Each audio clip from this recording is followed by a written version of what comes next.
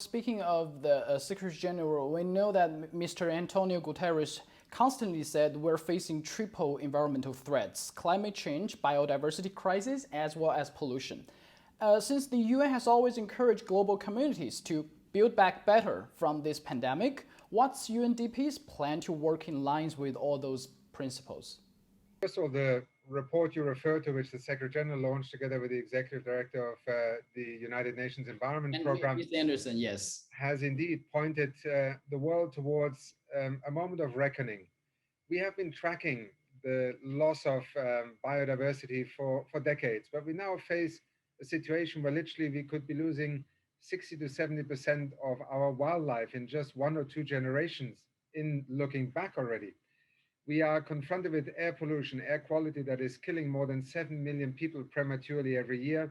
And we face a moment of no return on climate change. But we cannot solve these problems only in separate actions. It is also why the pandemic has provided us with an opportunity to think about a green recovery, a transition towards a more resource efficient, less polluting, low carbon economy that will allow us to work essentially with the planet rather than having to destroy the planet to finance and sustain our current consumption production patterns.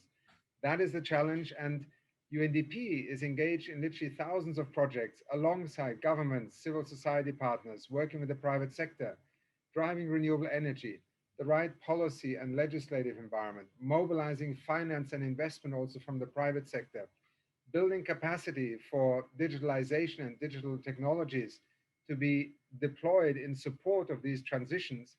But ultimately, it is the Sustainable Development Agenda, the Sustainable Development Goals that will take us to the year 2030 as a milestone to essentially transform our economies. Equity, sustainability are at the heart of this transformation.